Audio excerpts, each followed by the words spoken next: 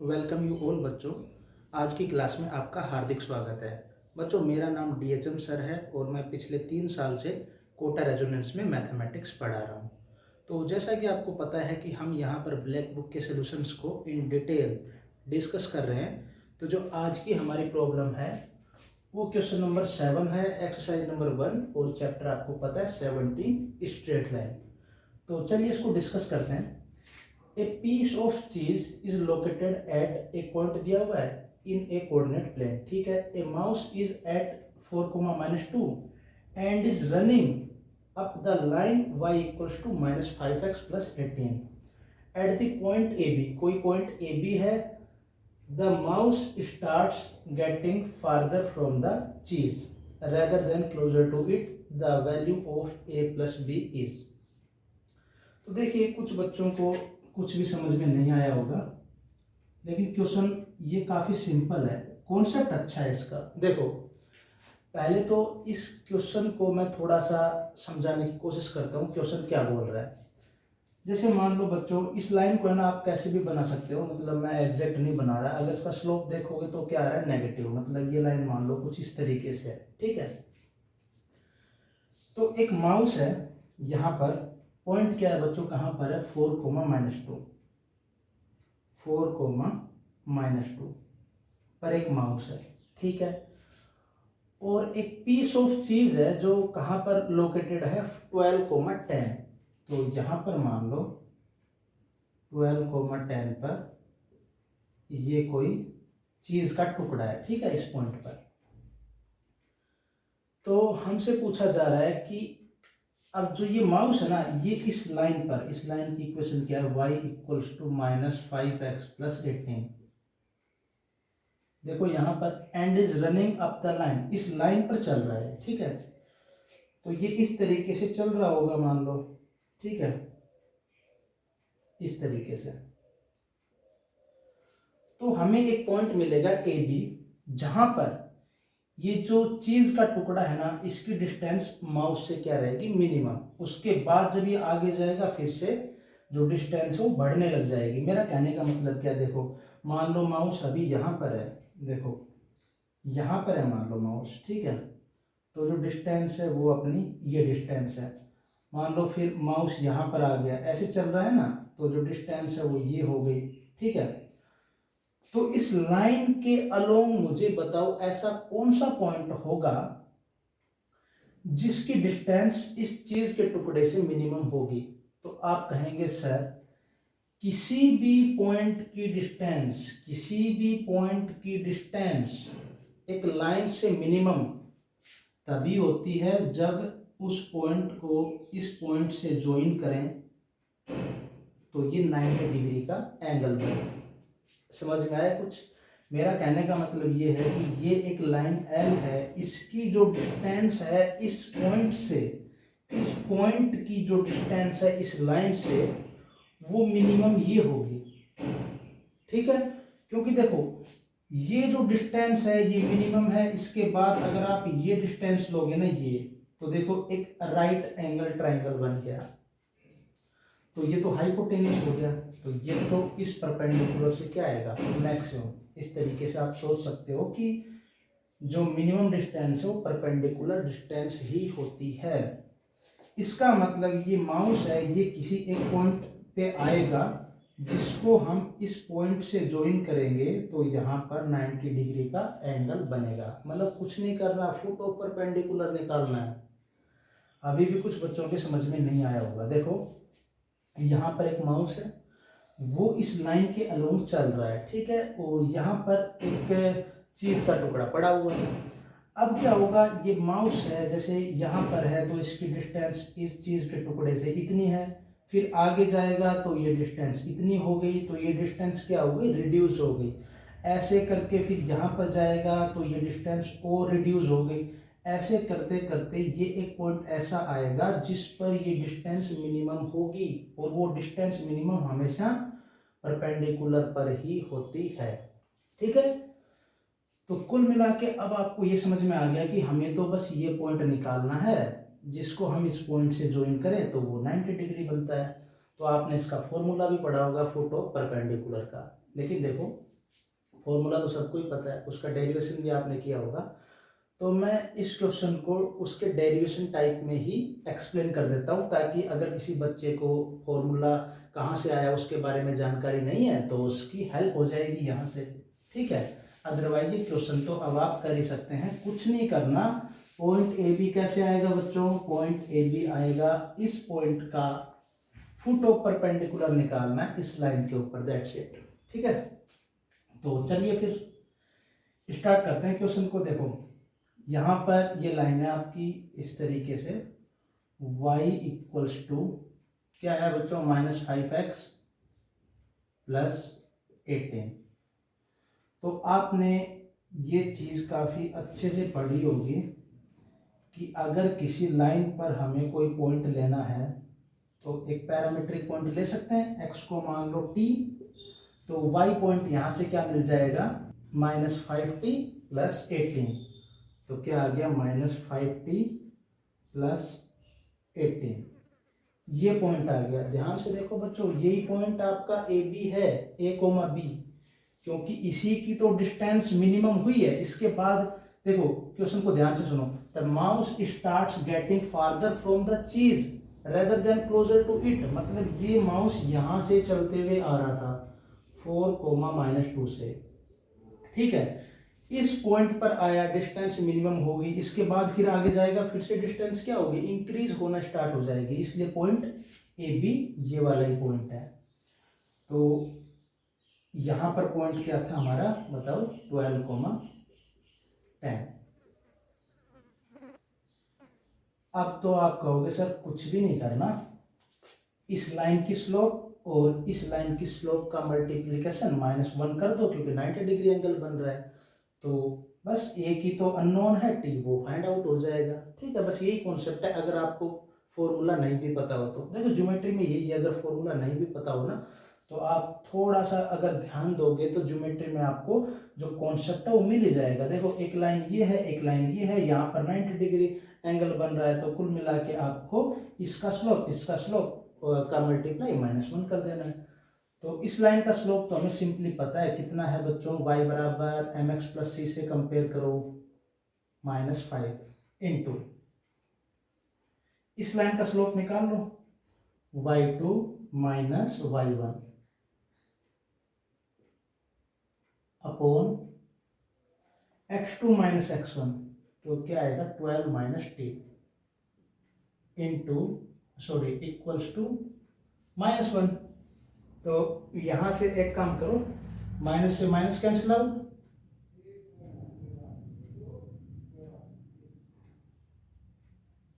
तो कितना आ गया, यहां पर बच गया बच्चों -8, तो -40 plus 25t equals to 12 - t। तो कितना बच गया देखो, इसको इस साइड देखो, इसको इधर ले जाते हैं या फिर कुछ भी कर लो, तो कितना आ गया -52 इक्वल्स टू, यहाँ पर कितना आएगा बच्चों -26t। तो t की वैल्यू कितनी आ गई बच्चों 2, तो ये तो आ गया t की वैल्यू। तो ये पॉइंट क्या आ गया बच्चों 2, कितना आ गया 8। तो जो पॉइंट ए बी है ये कितना आ गया 2,8, 2,8। हमसे पूछा जा रहा है a प्लस बी, तो a प्लस बी सिंपली क्या होगा 10। तो option B is our correct answer. तो समझ में आ गया होगा। तो इसमें देखो जो कॉन्सेप्ट है वो कुछ भी नहीं था, कॉन्सेप्ट ये है कि किसी भी पॉइंट की किसी भी लाइन से जो मिनिमम डिस्टेंस होती है वो उस पर परपेंडिकुलर डिस्टेंस ही होती है। थोड़ा सा अगर मैं इसको एक्सप्लेन करूं कि मिनिमम डिस्टेंस क्या होती है, वो वैसे मैंने कर भी दिया, लेकिन फिर भी देख लो अगर किसी बच्चे को समझ में नहीं आया हो तो। ये एक लाइन है, ये एक पॉइंट है, मैं तो कह रहा हूँ इस पर परपेंडिकुलर डाल दो ना आपने परपेंडिकुलर। अब मैं कहूँगा कोई भी पॉइंट लो आप, ये पॉइंट लो, ये पॉइंट लो, ये पॉइंट लो, कोई भी पॉइंट लो इस लाइन के ऊपर, कोई भी एक राइट एंगल ट्राइंगल बनेगा। देखो अगर ये डिस्टेंस लेते हो तो ये बेस, ये परपेंडिकुलर, तो ये हाइपोटेनस होगा। हाइपोटेनस तो हमेशा परपेंडिकुलर से क्या होता है ज़्यादा। ऐसे ही कोई भी पॉइंट लोगे तो राइट एंगल ट्राइंगल बनेगा और डिस्टेंस हमेशा हाइपोटेनस आएगी। इसलिए आप ऐसे कंसेप्ट से भी देख सकते हो कि किसी भी पॉइंट की किसी भी लाइन से जो मिनिमम डिस्टेंस है वो परपेंडिकुलर डिस्टेंस होती है। बस यही कॉन्सेप्ट था। बाकी तो आप अगर क्वेश्चन को समझ गए ना तो आप क्वेश्चन को खुद ही कर सकते हो। क्यों?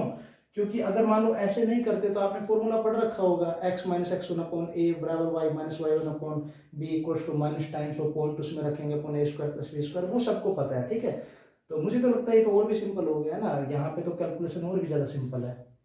तो आई होप बच्चों क्वेश्चन नंबर जो सेवन है ये आपको समझ में आ गया होगा। अब एक नेक्स्ट क्वेश्चन डिस्कस करते हैं, क्वेश्चन नंबर 8। यहाँ पर देखिए बच्चों, ये नेक्स्ट क्वेश्चन है, question number 8। The vertex of right angle triangle. एक राइट एंगल ट्राइंगल है जिसका जो राइट एंगल वाला वर्टेक्स है lies on the straight line, इस लाइन के ऊपर लाई कर रहा है। ठीक है, and the two other vertices at points 2, -3 and 4, 1, then the area of the triangle in square units is. तो देखिए बच्चों, पहले है ना, इसके अगर कॉन्सेप्ट पे बात करें तो मुझे एक बात बताओ, कोई भी ट्राइंगल हो, मान लो ये एक ट्राइंगल है, ठीक है, इसका एरिया फाइंड करना है। तो अगर आपको तीनों पॉइंट पता है तो आप एरिया फाइंड कर सकते हो, बिल्कुल जो डिटरमिनेंट वाला फॉर्मूला है वहाँ से हम फाइंड कर लेंगे।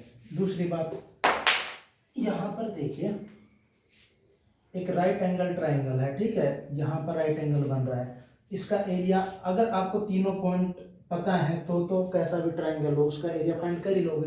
अगर राइट एंगल है तो आप ऐसा भी कर सकते हो, 1/2 बेस इंटू हाइट। तो उसके लिए ये जो बेस है इसकी लेंथ पता होनी चाहिए और जो हाइट है ये पता होनी चाहिए। ये दो पॉइंट हमें पता है तो ये पॉइंट हमें फाइंड करना ही पड़ेगा, तभी तो हम ये जो लेंथ है फाइंड कर सकते हैं। तो कुल मिला के जो हमारा जॉब है वो ये है कि जो तीसरा पॉइंट है उसको हमें फाइंड करना ही पड़ेगा। तो चलिए फाइंड करते हैं, थोड़ा रफ डायग्राम बनाते हैं। ये एक लाइन है जिसकी स्लोप क्या है, नेगेटिव, तो इसका मतलब लाइन को हमने कुछ ऐसे बना दिया। लाइन की इक्वेशन है 2x + y - 10 = 0। दो पॉइंट हैं, इस पॉइंट को मान सकते हो, जैसे पहला है 2, -3, y कोऑर्डिनेट नेगेटिव है तो नीचे बना देते हैं। इससे कोई फर्क नहीं पड़ेगा बच्चों, आप किसी भी पॉइंट को ऊपर नीचे बना लो, एरिया तो इक्वल ही आएगा, क्योंकि इससे क्या फर्क पड़ेगा बताओ। आप डायग्राम कैसे भी बनाओ लेकिन जो आप कंडीशंस लगाओगे जो गिवन है वो तो सही है, तो एरिया हमारा सही ही आने वाला है, 4, 1। तो यहाँ पर कोई एक पॉइंट होगा, तो ऐसे करते हैं, ये मान लो पॉइंट है जो यहाँ पर 90 डिग्री एंगल बना रहा है। ठीक है, ये ट्राइंगल है और ये जो पॉइंट इस लाइन के ऊपर लाई कर रहा है ये राइट एंगल्ड है। ठीक है, ये 90 डिग्री का एंगल है, दिख नहीं रहा है, आप अज्यूम कर लो 90 डिग्री है। ओके, तो हमें ये पॉइंट फाइंड करना है, तो पहले इस पॉइंट को अज्यूम करते हैं। अज्यूम कैसे करेंगे, देखो ये पॉइंट इस लाइन के ऊपर लाई कर रहा है, तो इस लाइन के ऊपर एक जनरल पॉइंट हम कैसे अज्यूम करते हैं बताओ। x को मान लो t, y को निकाल लो, यहाँ से कितना आएगा, 10 - 2t। ठीक है भाई, ये पॉइंट आ गया आपके पास। अब हमें ये पॉइंट फाइंड करना है, तो ऐसी कंडीशन को ढूंढो इस डायग्राम में जो हम अप्लाई करके इस टी की वैल्यू को फाइंड कर लें। तो कोई बच्चा कहेगा सर इस पॉइंट को इस लाइन में रख दो, क्यों, क्योंकि इस लाइन के ऊपर लाई कर रहा है, तो भाई 0 = 0 आ जाएगा क्योंकि ये पॉइंट हमने यहीं से फाइंड किया है। दूसरी बात, आप ऐसा कर सकते हो, सर इस लाइन का स्लोप और इस लाइन के स्लोप का अगर मल्टीप्लिकेशन करें तो -1 आएगा क्योंकि यहाँ पर 90 डिग्री एंगल है, तो ये बात सही है। तो चलो निकालो, y2 - y1 upon x2 - x1 4 - t। दूसरी स्लोप निकालो, कितना आएगा, -3 - 10 + 2t अपॉन 2 - t = -1। तो ये कितना आ गया भाई, 2t - 9, और यहाँ पर कितना आ गया, 2t - 13 अपॉन, यहाँ से आ रहा है, चलो एक काम करते हैं, इसको ऐसे क्रॉस मल्टीप्लाई कर देते हैं डायरेक्ट, तो माइनस को अंदर ले लिया, इसके ले लेते हैं, तो इसको लिख देते हैं 2 माइनस टी, टी माइनस 2, और इसको रहने देते हैं 4 माइनस टी। इसको हमने इधर भेज दिया और माइनस को अंदर ले लिया। तो मल्टीप्लाई करो भाई इसको, कितना आएगा बताओ मुझे। 4t square minus 26t minus 18t, और भाई ये कितना आएगा 121। ठीक है ना।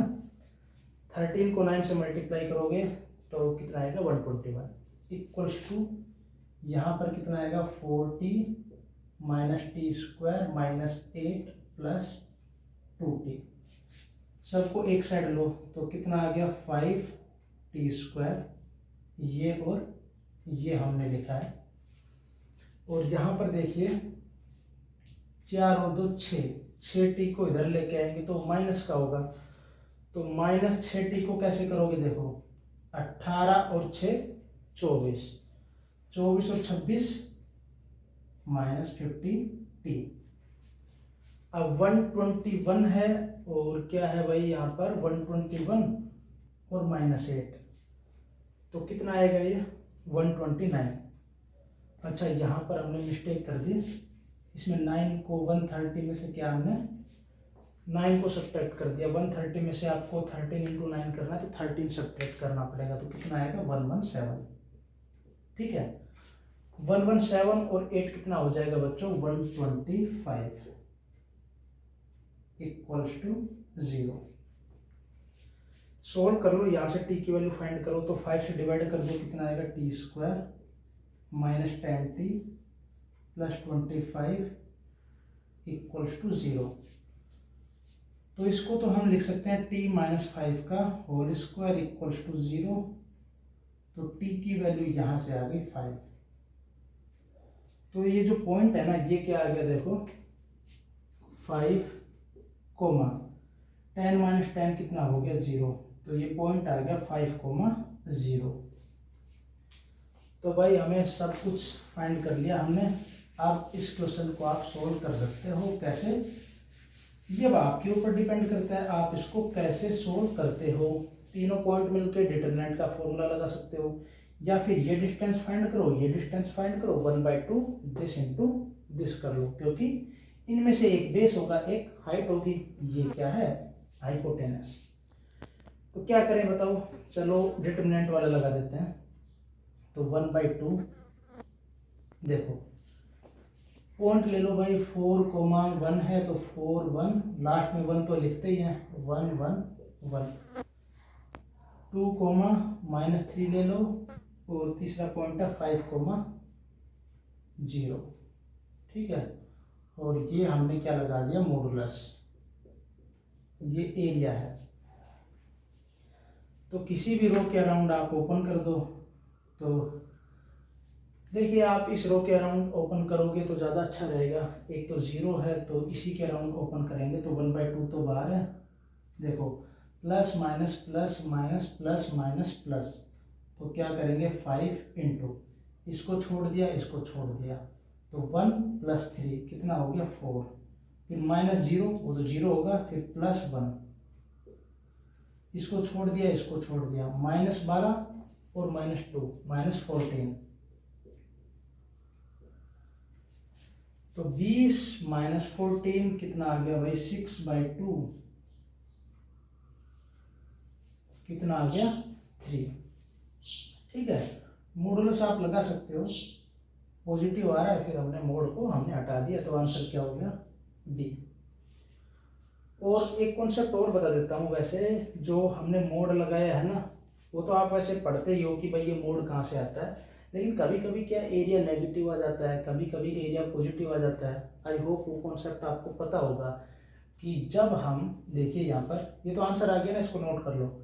मैं एक छोटा सा कॉन्सेप्ट बता देता हूँ, जैसे कुछ बच्चों को पता नहीं रहता है कि कब तो एरिया पॉजिटिव आ जाता है, कब एरिया नेगेटिव आ जाता है। मतलब एरिया पॉजिटिव नेगेटिव हमें क्या बताता है, ट्रायंगल के एरिया की बात कर रहे हैं। देखो सबसे पहले देखो जैसे 3 पॉइंट है, ठीक है, जो डिटरमिनेंट वाला फॉर्मूला लगाया ना, उसमें हमने क्या किया, पहले ये पॉइंट रखा फिर ये, मतलब कुल मिला के हमने एंटी क्लॉकवाइज में पॉइंट्स को रखा है, ठीक है।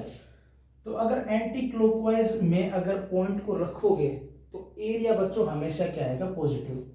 अगर एंटी क्लॉकवाइज में आप पॉइंट्स को रखेंगे तो एरिया क्या आएगा, पॉजिटिव, ठीक है।